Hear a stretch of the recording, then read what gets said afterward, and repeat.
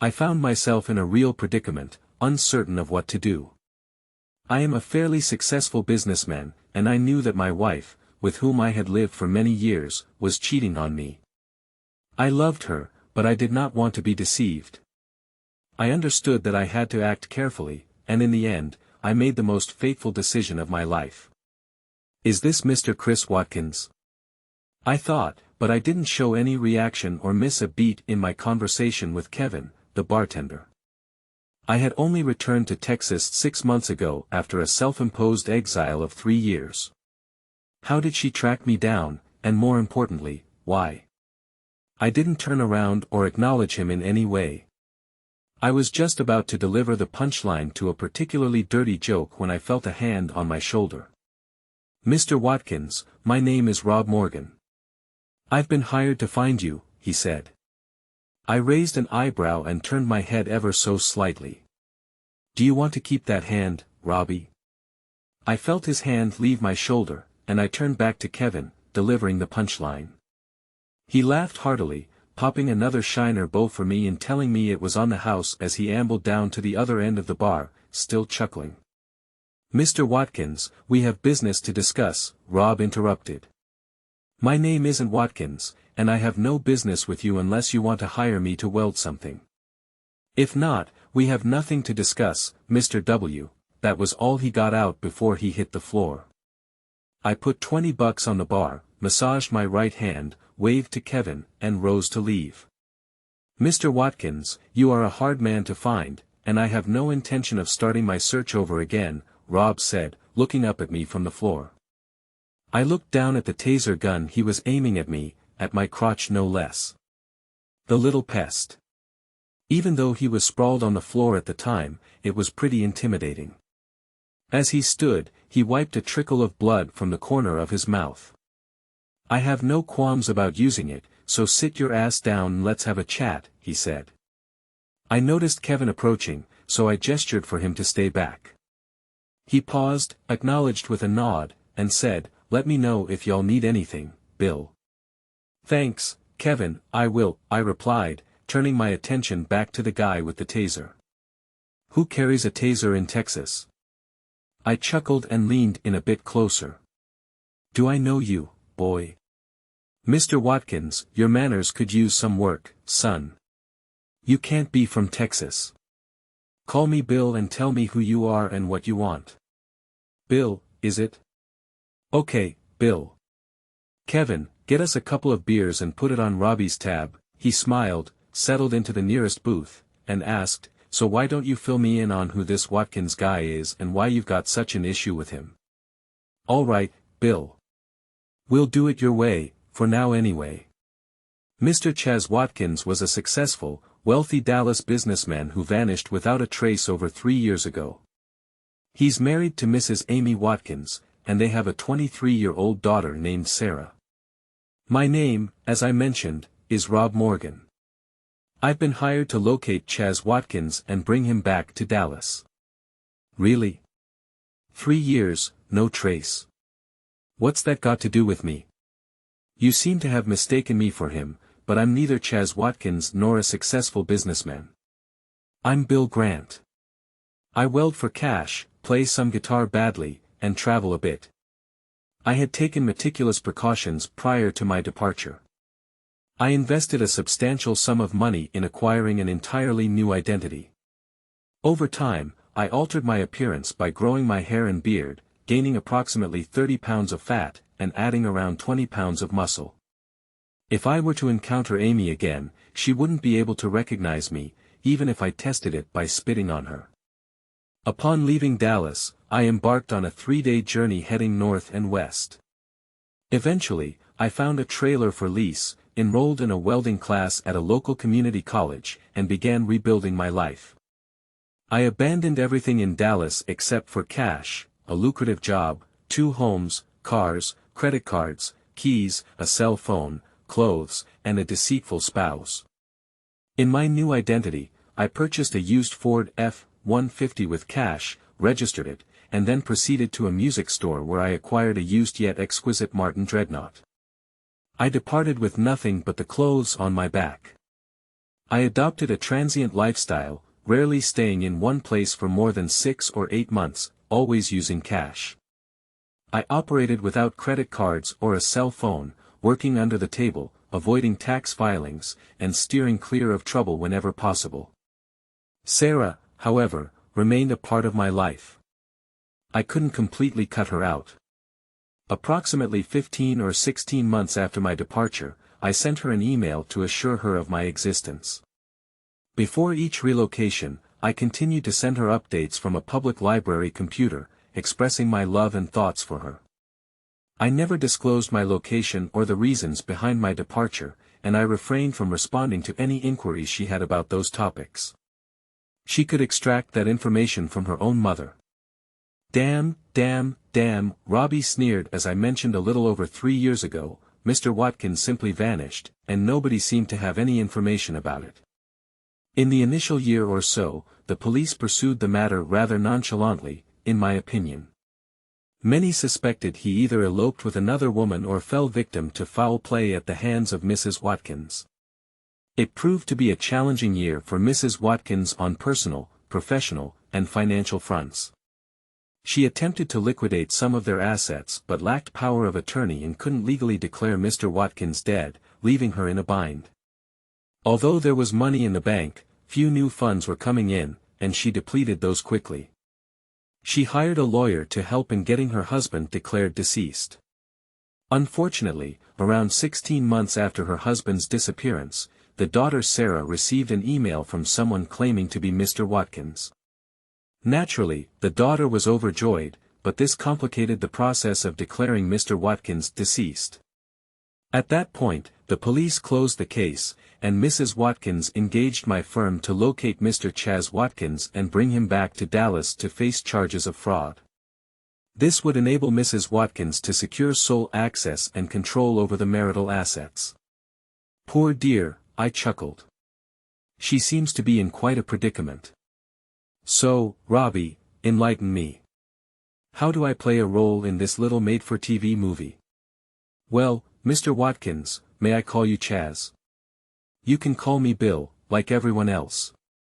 I am authorized by the state of Texas to, if necessary, forcibly escort you, Chaz Watkins, to the Dallas County Sheriff to answer charges of fraud and abandonment. I burst into laughter, much to his irritation. That's quite a tale for such a little guy, Robbie. Your story is charming, but what kind of fraud are we talking about here? Since when did leaving a troubled marriage become a crime in Texas, and why would the Dallas County Sheriff care? Your argument just doesn't hold water, Robbie. If you ever track down this Chaz Watkins, you might want to up your game. Threatening him doesn't strike me as foolish. Convincing him to return to Dallas seems like a long shot, and if he left abruptly, there's likely a good reason. Let me assist you with a little role play, Robbie. Why should he come back? What's in it for him? I'm guessing you'll need to delve deep to find answers to those questions. I finished my beer and swallowed. You can stash your little laser pointer now, Robbie, I said, pulling back the slide on my Glock, realizing there was a round in the chamber of the 9mm now aimed at him. He paled slightly and carefully placed his taser where I indicated on the table. Let me share a story with you, Robbie. It's one a friend of mine recounted to me about 3 years ago. Are you listening? Good. How about a couple more beers and a basket of wings, Kevin? My man Robbie here is on an expense account, so there was this guy I met about 3 years ago. Let's call him Chaz. He was married to a woman we'll call Amy, and coincidentally, they had a daughter named Sarah. This is the story my friend Chaz shared with me. I can recount the moment my marriage fell apart, or at least the moment I realized its impending demise. It happened on Amy's 50th birthday. We had decided to celebrate it at our weekend home in the countryside, just the two of us. Amy had always been a reserved woman with no inclination for parties or extravagant events. Being fairly affluent, she already had everything she needed and desired. This posed a challenge for gift-giving, but I spent months contemplating the perfect present. I suddenly probed her preferences in conversations and consulted her friends, and I felt content with my choices. However, she evidently did not share my sentiment. The moment she laid eyes on the gifts, her expression changed. Her face briefly fell before she hastily masked it with forced appreciation while thanking me. By that point, we had been married for 24 years, and I believed I knew her well. It was evident to me that she had expected something entirely different. After pondering this revelation, I asked her about her true feelings. She reassured me that she was happy, but her smile seemed strained. Pressing the matter, she finally admitted that the gifts weren't what she had anticipated, and she had hoped for something more. Well, she couldn't quite articulate it. Just not what I had chosen. If she, with her familiarity with me, didn't know how, was I supposed to? I apologized for spoiling such an important occasion for her and promised to make amends. While she acknowledged that I could make it up to her if I wished, she expressed surprise that her 50th birthday hadn't received more thoughtful consideration from me. I attempted to clarify my rationale behind each of the gifts to her, but the more I spoke, the more irritated she grew.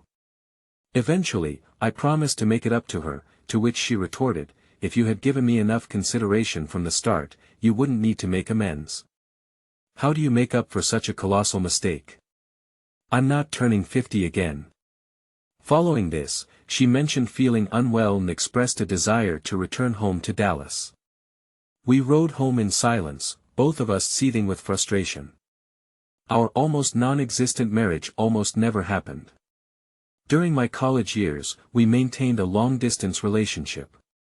She being 3 years older and already graduated, on a visit during a long weekend, I discovered Amy's infidelity while strolling downtown.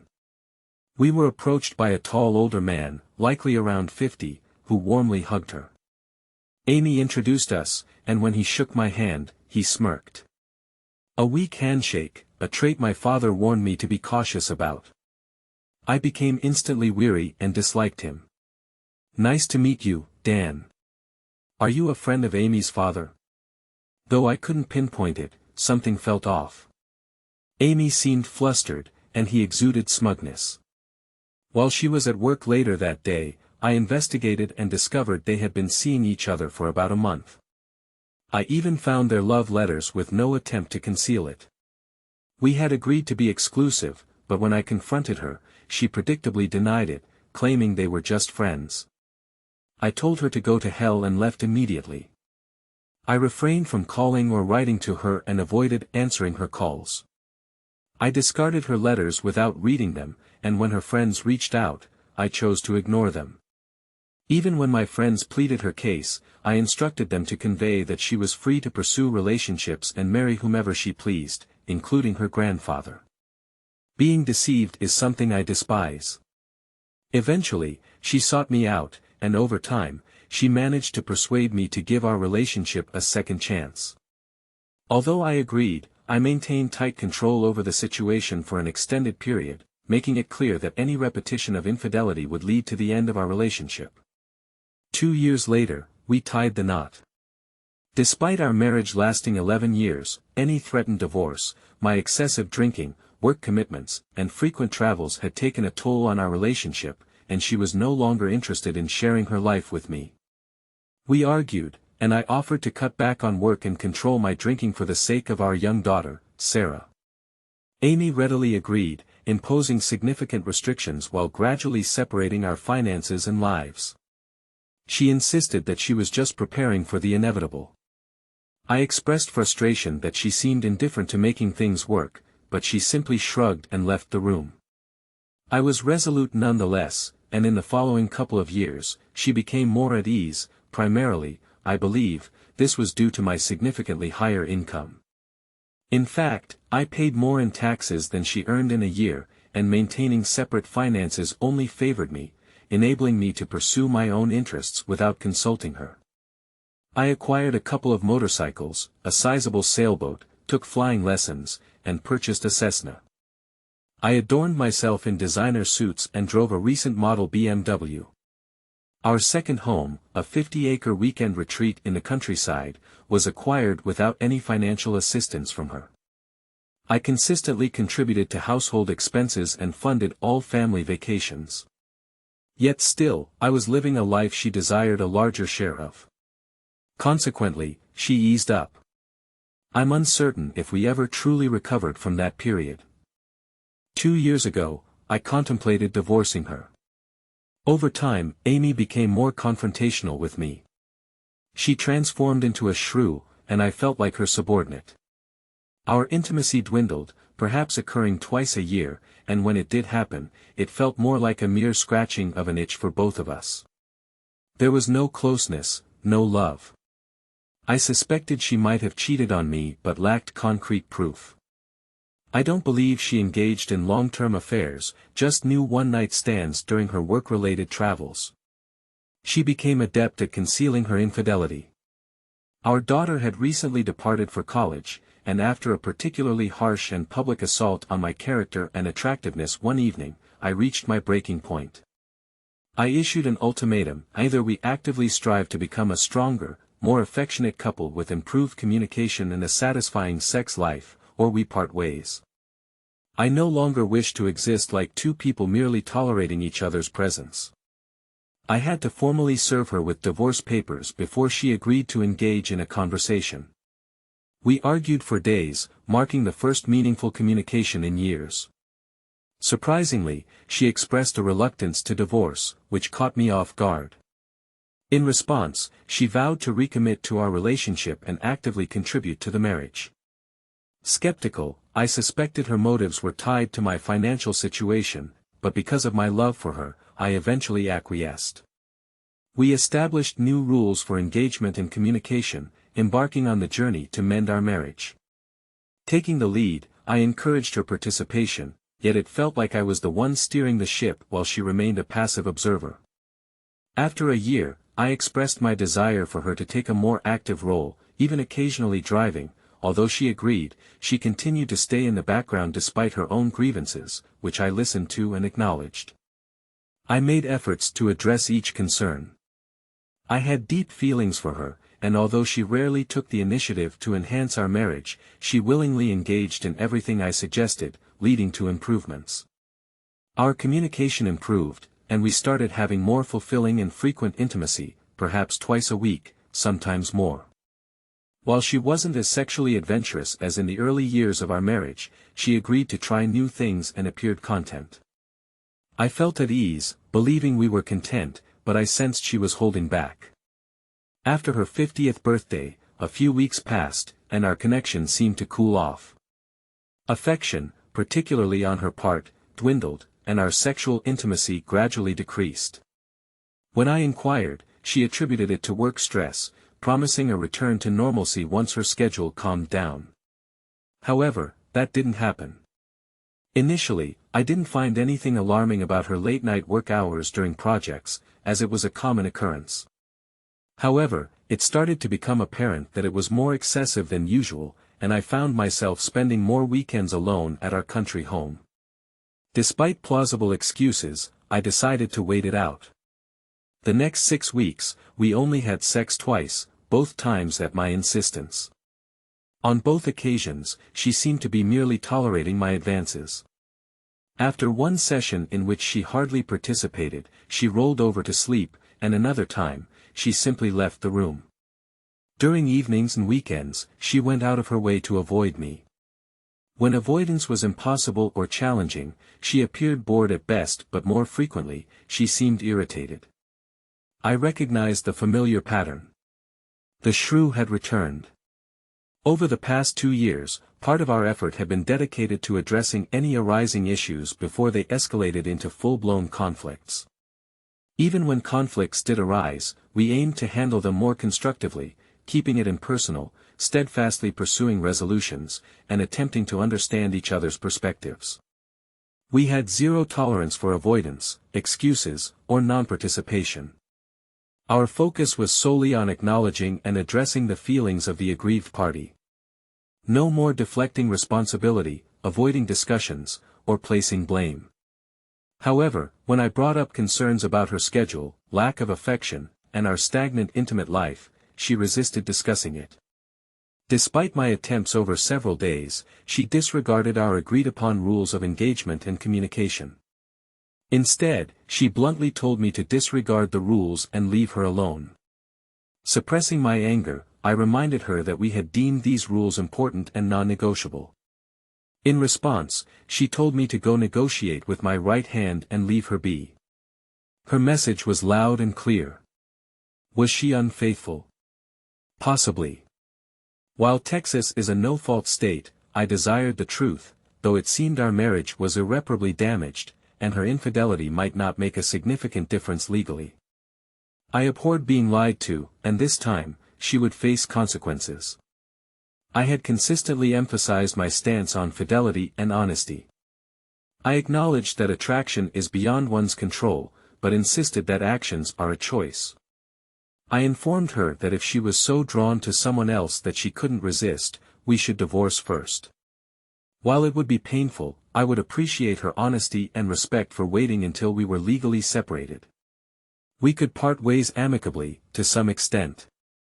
I promised to extend the same courtesy to her. I needed certainty and had tasks at hand. Approximately 8 years prior to merging our finances, I diverted some of my money into an investment account without informing my wife. Additionally, I had arranged with my employer to direct all my bonuses into this newly created account. The reason for keeping this information from my wife stemmed from her desire to manage our finances, as I believed I could handle investments more effectively than she could. As it turned out, my investment portfolio had flourished. Despite my wife's insistence on filing taxes separately, a practice initiated 13 years ago, thanks to my long-term employer's tax preparation services, we never reconciled on this matter. Suspecting that she might be concealing money, I justified keeping the investment account secret. My intention was to surprise her with the funds during our retirement, assuming we reached that milestone. In my perspective, if she weren't unfaithful and we decided to divorce, I'd willingly divide our assets. However, if she were cheating, that changed the game.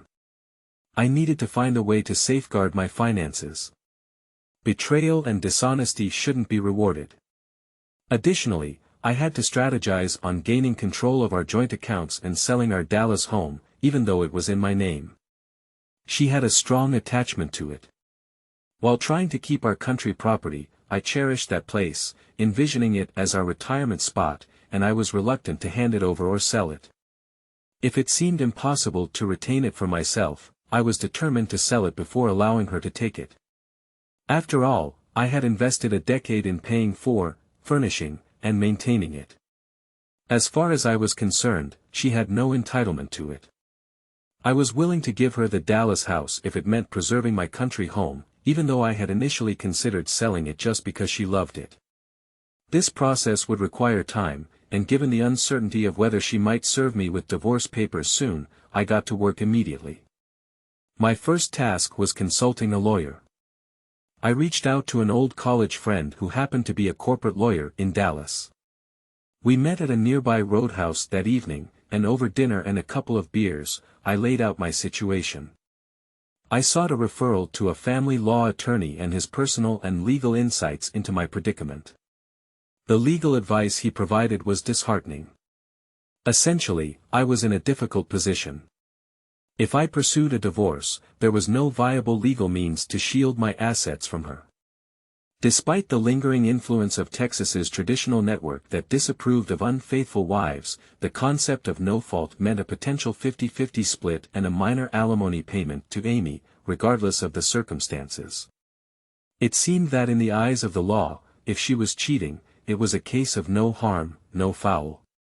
The suggestion was to give her half of everything and watch as she moved in with her boyfriend while I continued to pay alimony. He suggested that from a legal perspective, affecting my marital status, I should refrain from taking any action. I looked at him in disbelief. He grinned and advised, "Don't go for a divorce. Change the dynamics instead. Investigate if she's being unfaithful, and if so, confront her and her partner. Make a clean break, taking whatever you can with you. Let her bear the financial burden of a divorce and try to salvage anything you manage to secure." He directed me to a formidable family lawyer, someone he considered a shark, the only legal professional he would fear in his own divorce scenario. So be it. Amy's free ride was over. She continued to avoid me, and I let her. I stopped inquiring about her schedule, weekends, or our diminishing intimacy, and she seemed to interpret it as a concession. It was as if I had resigned myself to the new reality. I spent most of my time at our country home and seldom crossed paths with her. Strangely, it pleased her. My new divorce attorney guided me through changing beneficiaries on my will and insurance policies. She also recommended hiring a private investigator, saying while Texas may be a no-fault state, some visual evidence can steer negotiations in the right direction. I agreed, and she suggested an ex-cop with a successful track record. Her assistant arranged a meeting for me that afternoon, and I opted for the comprehensive surveillance package. Wiring our entire life for sound and video, in a matter of days, they identified the who, when, and how long, and began working on obtaining the video evidence my lawyer believed could be crucial in case of divorce. A week later, I sat reviewing the gathered evidence. I experienced more devastation than I had anticipated, and even my backup plan faded from my thoughts. The intimate encounter didn't seem particularly special. He wasn't better endowed or in better shape than I am. His techniques weren't superior, and most of the time, he couldn't satisfy her. She engaged in the same activities with him as she had with me, but her lover took every opportunity to criticize me verbally. She enthusiastically suggested they engage in intimate acts in my bed, which they did. She didn't insist on him using a condom and even contemplated a way to involve me in a cream pie scenario since I hadn't shown interest in her for a while. They discussed overcoming that obstacle. Initially, he had proposed cutting me off, but now the idea of me being intimate with her after he had been excited him as well as Amy. I realized I didn't truly know this woman. A profound emptiness consumed me. Discovering your spouse's infidelity and witnessing it firsthand are entirely different experiences. I had no strength left to fight. I secured the video evidence and entrusted it to my lawyer for safekeeping, specifying that it should be passed on to my daughter in the event of my demise. I prepaid my daughter Sarah's college tuition from our joint savings account, later liquidating my investment account, planning to sustain myself without restraint. I would live off the funds from my investment account for years. However, our joint savings account was significantly diminished. 2 weeks later, I took a final look around the house, accepted my decision, leaving my keys, cell phone, and wallet on the foyer desk where I always placed them. I removed my wedding ring, placing it on the pillow of what used to be my side of the bed. I departed without speaking to anyone or leaving any letters. I walked out the front door without bothering to close it, proceeded around the corner, entered my new pickup truck, and drove away. 2 weeks later, a married man in his 40s and a father of 3 was brutally mugged after leaving a Motel 6, ironically known for its affordability.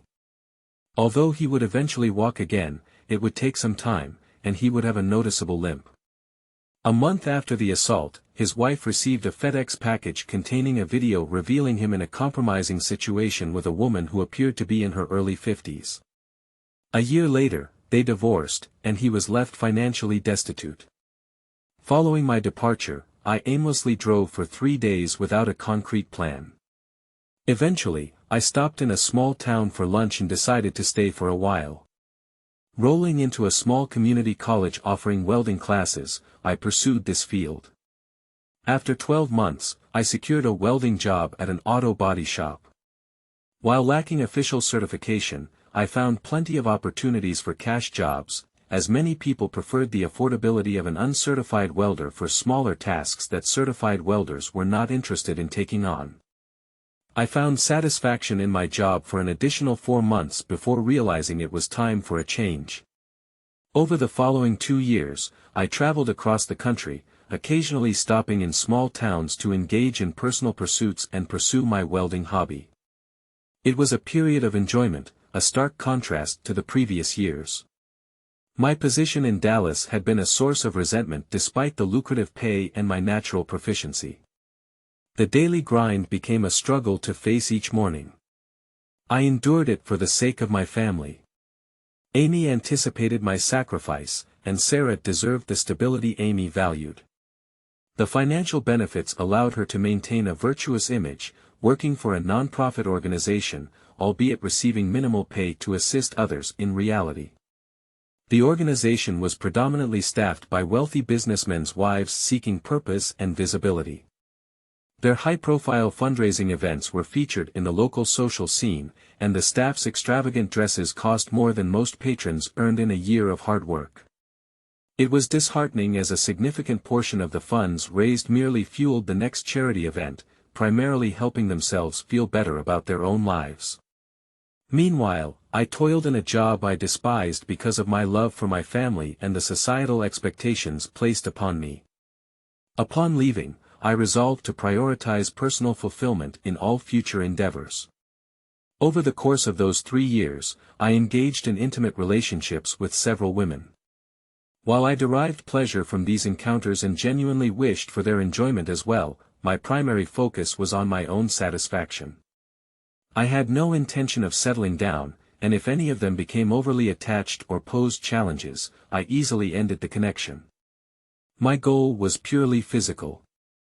I wasn't seeking a friend or a life partner. Since then, I've moved forward and have no desire to revisit the past. I have no knowledge or concern about what happened to Amy, the house, or the 50 acres in the countryside. She made her choices in her life, and if she's content with them, I can accept that. Although I harbor a secret hope that she's miserable and financially struggling, I won't actively pursue such an outcome. There's a part of me that wishes to reunite with my daughter someday, but only if she can assure me that Amy won't be informed. Unfortunately, she's finding it challenging to make that promise, and I continue to hold on to that hope.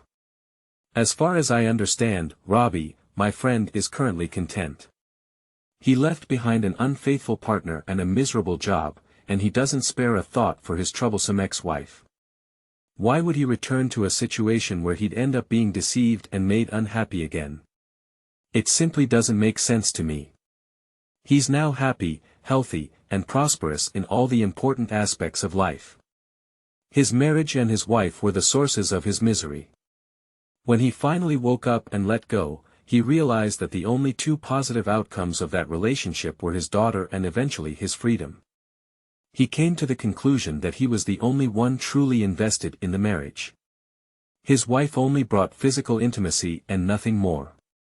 Interestingly, he mentioned that after leaving and experiencing relationships with other women, he realized that even the physical intimacy she provided wasn't all that great. Looking back, he understood that she never brought her best effort to the marriage, not even once. She played him for a staggering 24 years. That doesn't sound like a situation worth sticking around for or returning to. "Hey, Kev, how about a couple more beers?" He confided in me that he believed his wife was a certified narcissist, so he thought the cruelest indifference became his strategy. He believed that would be the ultimate blow to her, but how could he maintain indifference if he remained around her? He concluded that by leaving everything behind, he would not only convey his indifference towards her but also towards their entire shared life. He understood it might take years, but he was confident that she would eventually falter and fail, and in that, he would emerge victorious. Robbie sighed and nodded, saying, "You're quite the intriguing character, Bill, and that's quite a story. Where's your buddy these days?" I nonchalantly raised my shoulders. "Who knows, Robbie? Probably off somewhere getting lucky or welding something. Definitely not breaking his back for an ungrateful, cheating woman. My guess is he's in Wisconsin. He mentioned wanting to visit there. Wherever he is, I bet he's content and not looking to change a thing.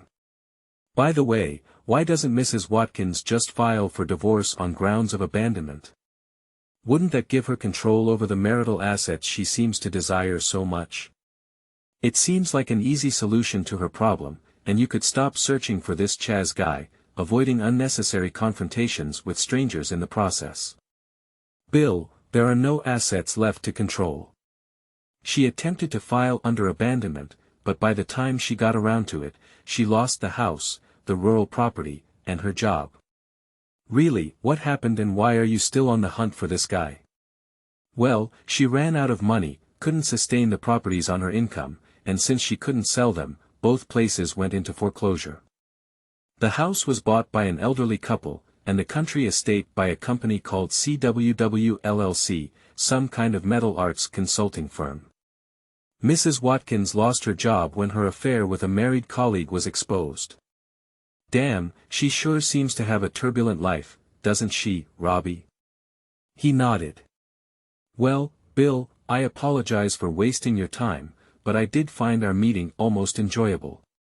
He pulled out $40 from his wallet, tossed it on the table, stood up, and offered me his hand. No hard feelings? None, I replied.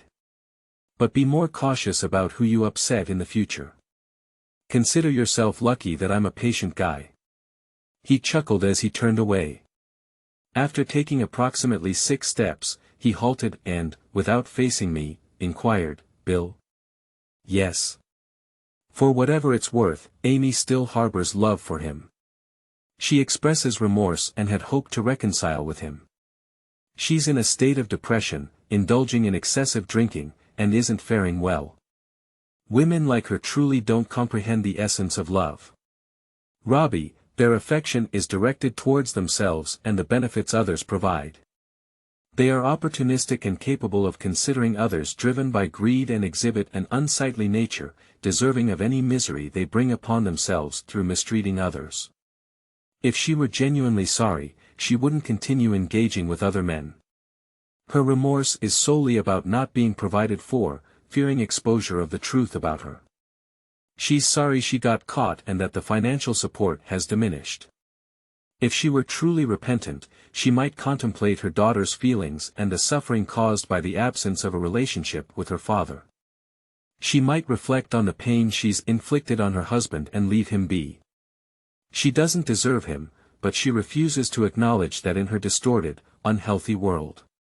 She perceives herself as the center of the universe, where reality, responsibility, love, respect, and honesty only matter when they align with her agenda. Don't you think he and his daughter deserve better? He slowly turned to address me. Chaz, yes. Bob, Wisconsin experiences harsh winters, but I do know that Sarah enjoys it there. Perhaps CWW LLC should consider relocating their office to Rylander. Thank you, Bob. That's certainly a possibility. It just might happen.